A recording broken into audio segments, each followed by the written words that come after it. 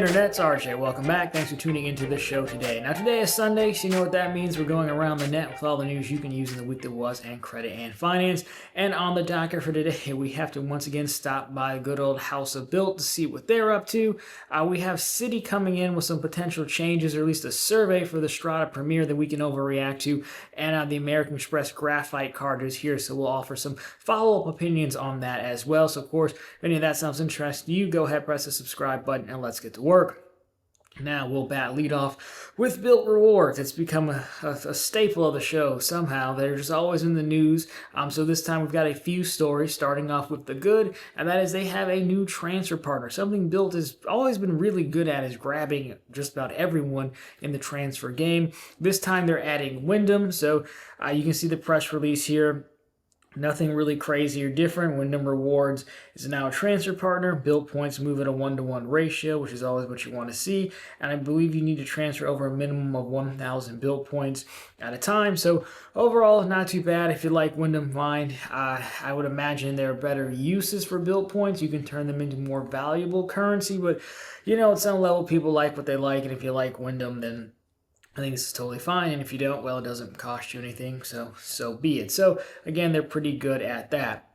Now, quick hit style. We do have a gathering of Bilt updates. This came from frequent milers, some changes or slight tweaks to the program, if you will. So, if we take a look at this in no particular order, so Bilt authorized user cards, you can now choose whether your points and Bilt cash earned go to the primary card holder or the authorized user card. Apparently, previously, it was always went to the primary card holder, which would make sense, but if you want to share it with your authorized user, you can now do so. Of course, their authorized user cards are not free. I believe it's $50 and $95 on the high side if you're going for the Palladium, I want to say. So there you go, not too bad of a change. Now, Bilt did add a clause in the terms which allows them to reverse the annual hotel credits that range, again, I think the Palladium's got the $200 credit biannually if you close the account within 90 days. So again, we don't know if they're actually going to enforce this, but it is there. If you were to use the credit, then turn around and cancel the card, they could potentially claw that back. And there were some folks saying that Bilt Cash had been renamed to Bilt Credits, so there's another potential change there as well. So overall, there you go. That's Bilt Rewards. Quick thoughts. I mean, the authorized user thing is fine. Sure, if you want to do that and you're paying through an authorized user card, that's an option. You don't have to use it, so whatever. The clause about potentially clawing back the credit, not totally surprising, given that it's common practice to, you know, depending on where your card renewal hits, cash in all your credits and then bail on the card. I believe Bilt had even had language, don't quote me on this, they had language about the intro offers that if you canceled by like month 13, which is generally when you need to cancel to avoid the annual fee in the second year, they may come after you for that fee as well, trying to avoid the people like us, I guess you could say, which is always makes it a little bit more interesting with Bilt, because again, most products are built for, I didn't mean to do the pun, but there you did it anyways. Most products are built for the masses. Bilt kind of started off aimed at us, so they already know these shenanigans and games. So, you know, I'm not going to crush them too hard for trying to protect themselves, especially when we know that, you know, it hasn't worked out their last two banking partners. So I think they've got to be, you know, a little bit more careful this time around. And the rename, you know, whatever, the rename of the cash is what it is. So there you go. Those are your Bilt updates. Now, follow up to last week's headline story. That is the American Express Business Graphite card. The card is officially out. You're looking at it now. We like to look at happy people and promotional material on the other channel run on the bank, but this guy doesn't look happy at all. He's at work. Weirdly enough, it looks like he's setting up a bank vault or something. So the card is exactly what we thought. One tweak, I think we had the annual fee rumored at $250. It's basically $300 annual fee, $295. I believe that's the only difference. You can see again 2% back on everything. Of course, your exclusions are going to be your normal cash equivalents and things of that nature. So a few things. We will do a video on this on the second channel because I think the intro offer is Interesting enough, you have to spend 50 grand to get 1,500 back. But again, if you're getting 2x back on 50 grand. That will more than cover your annual fee plus the $1,500. There have also been reports of folks being able to find a $2,000 intro offer by searching through incognito mode. So I think it's worth it. Again, not going to be for everyone, but I will consider this card for the intro offer. I stand by my opinion. This is a terrible product, and I do want to touch on that for a second. Not so much here, but I did see a fair amount of comments on the internet, Reddit and such, was like, hey, well, yes, it's a business card targeted at actual businesses.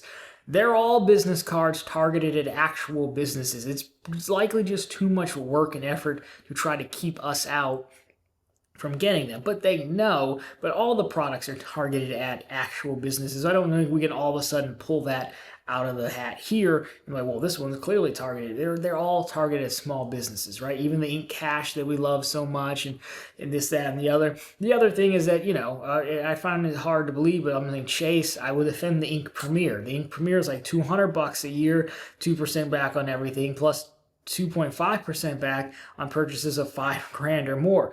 Better card. Plus, the Ink Premier lets you bank your ultimate reward points and cash them out when and how you want. This is likely going to work like the Blue Business Cash does, where they're going to automatically give you statement credits. So you get into this never-ending loop of having statement credits. It's kind of like Kohl's Cash from back in the day. You just can never not have Kohl's Cash. Capital One's Spark line is better than this. The Wells Fargo Business Signify is better than this. Now, this could potentially offer you a significantly higher credit limit, maybe, but we don't really know yet. So I guess this is just a bet on like how much they think the Centurion branding is worth. So overall, I don't buy the argument. Well, yes, but it's meant for actual businesses. They all are. We've just named 3 business products that do the same thing, one of which I would say even does it better because of that 2.5x and how they let you redeem the points. So again, I think this is just Amex trying to cash in on their name. But the intro offer is the intro offer. 50 grand in 6 months is potentially doable if you line it up right. I might just pay $10,000 to the IRS, and that 2% would at least take care of the processing fee. So maybe not this year, but I can definitely see picking this up next year if it's still around for that offer, and picking up some cash on Amex's dime. So there you have it. Now, if that isn't enough for you, but you still are a business owner looking for real business products, well, then you might be in luck because your Business Platinum or Business Gold, or both if you just really love them, are getting a shiny new credit. Now, I could have sworn we talked about this a while back. I think it was more so a rumor. Now we have like a lengthy press release from American Express. It has the Business Graphite in there. If you scroll down quite a ways, they actually have the ChatGPT credits that are coming to these cards. So, new $300 ChatGPT business credit on U.S. Business Platinum and Business Gold cards this spring, which is technically we're in spring, so we don't have a specific date. Amex will introduce the first of its kind ChatGPT business statement credit on a card, helping card members save time and increase productivity. With this benefit, card members can get up to $300 in statement credits per calendar year on U.S. purchases of ChatGPT business subscriptions, subject to auto renewal on the Business Gold and Business Platinum. So to me, of course, enrollment is required. So to me, that says 2 things in that last line. Number 1, it's annual, so it looks like, if you were to use your $300 in one go, you could do it. It didn't say it's monthly. Number 2, it says business subscriptions. It says subject to auto renewal, which I'm going to guess that means on the ChatGPT side, they don't want you going month to month. They want you to have one of the auto renewing programs. Maybe. I've never signed up for it. And it has to be business, not the personal subscription. If you go to the ChatGPT business website or the website, it looks like the cheapest one you can get is $25 a month if billed yearly, or $30 a month if billed monthly. That's what it breaks down to. You may need more than one user for the business one too. I've read that somewhere. I don't know if that's true or not. Look, this could be semi-helpful to some folks. At least it is a topical credit right now, so... Of course, it's limited to the business side because it is a business product, which is going to be a theme of the show, I guess, today. So I don't hate it. I guess I don't hate it. I don't love it. It doesn't do anything for me. I've never really gotten into these services, primarily because I think I missed the free window. I know Google has some free stuff, especially if you get the phone, but I just don't like paying monthly fees. So, you let me know what you're going to use that for, if it's of interest to you or not. But again, just remember those restrictions based on the terms is what we're likely to end up to see.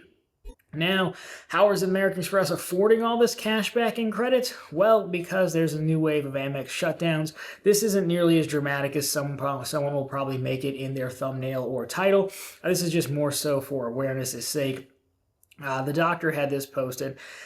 She said it's basically just more shutdowns, and it looks like it's similar to what we normally see. It's folks using in resale and buying groups, and some that are looking at even international spend. I mean, anything international right now is really going to be a trigger point for banks. International already is a trigger point for banks. So given what we're doing up to now, international, depending on where you're spending the money, it's going to concern them even more, on top of it being a buying group or something. Not too surprising. We know American Express doesn't play ball, so I think if you do something like that, well, you know what you're getting into.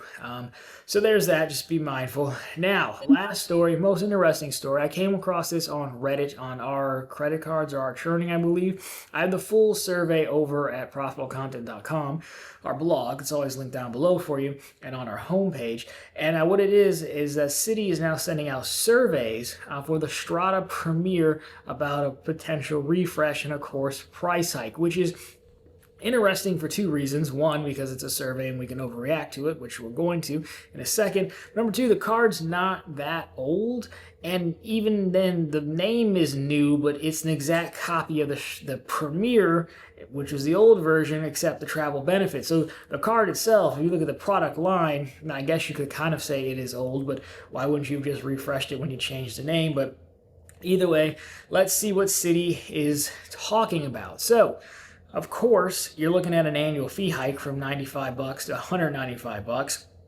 Your multipliers would be 10 back on hotels, car rentals, and attractions booked through Citi Travel.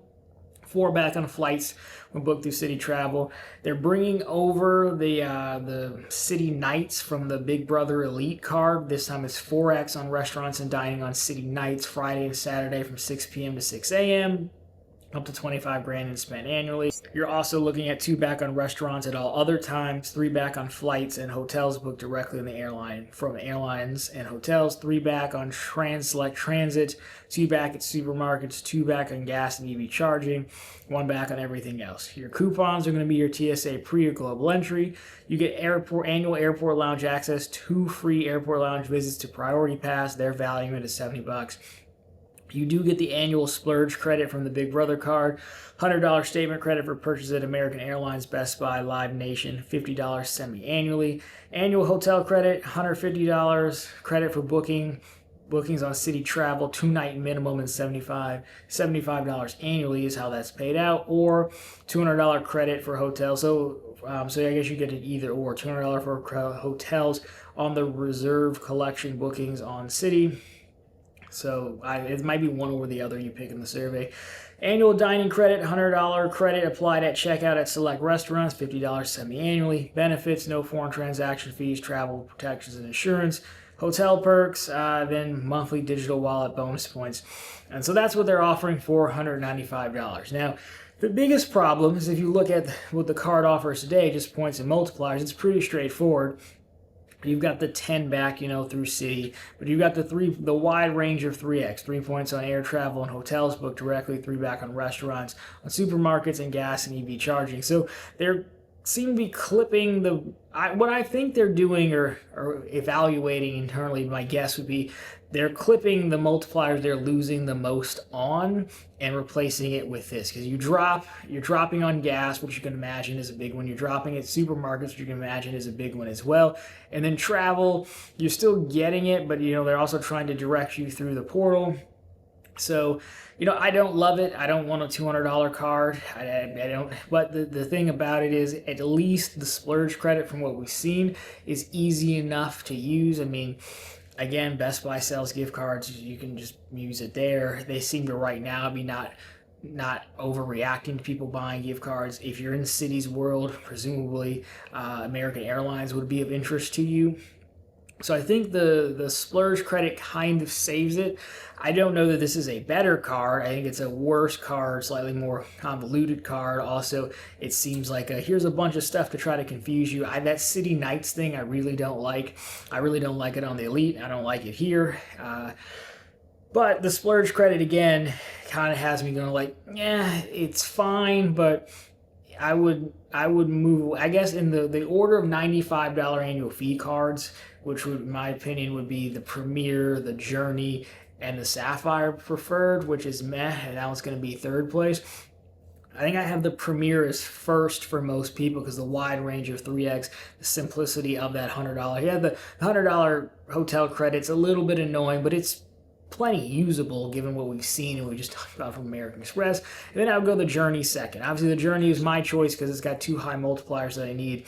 I would say if this came to be, I would move down the Premier because it loses a lot of the 3x where we want it. I can get 2x on a lot of this stuff on the double cash, so 2x doesn't do anything for me on a $200 card. So I do wonder if Citi's kind of like saying, hey, we're starting to lose too much money on this. When they did relaunch the Premier, I believe there were reports that, hey, this thing is a big hit with customers, even though it's the same thing as before, but customers aren't going to know that. Normal customers aren't going to know that. There's also, of course, a massive gap between $95 and the Strata Elite Big Brother card, so it could make sense to move that up. Do you consider bringing in another card within its $95 price point? I could see that happening as well. Again, just a survey, but we love to overreact off of surveys. It's super fun. So overall, I don't like this, but it was very rare. It was going to be very hard pressed that I would like it given the fee hike. So anyway, sound off. Let me know what you think about Citi's proposed changes. Would you like that? I do know the Citi. I do think the Premier is a popular card right now. So I would hate to see them do this. But Citi does Citi things, and as we've seen, in a world where you can charge $300 for a 2% card in American Express land, why can't I charge $200 for a card that's arguably better? Again, I know, for real businesses, but still. Anyways, guys, that'll be the news for this week. So, of course, if you liked it, drop me a thumbs up down below. If you're not particularly interesting, consider subscribing to the channel. So we're posting content just like this every single week, and, of course, right back here every Sunday with all the news you can use in the week that was and credit and finance. And, of course, every single day over on ProfitableContent.com, which is, of course, the channel's blog. Link down below for you as well as on the channel homepage. We have news stories just like this, plenty of bank promotions, and a few credit card offers as well. Anyways, guys, that'll do it for this one. As always, thank you so much for watching. I'll talk to you very soon next week.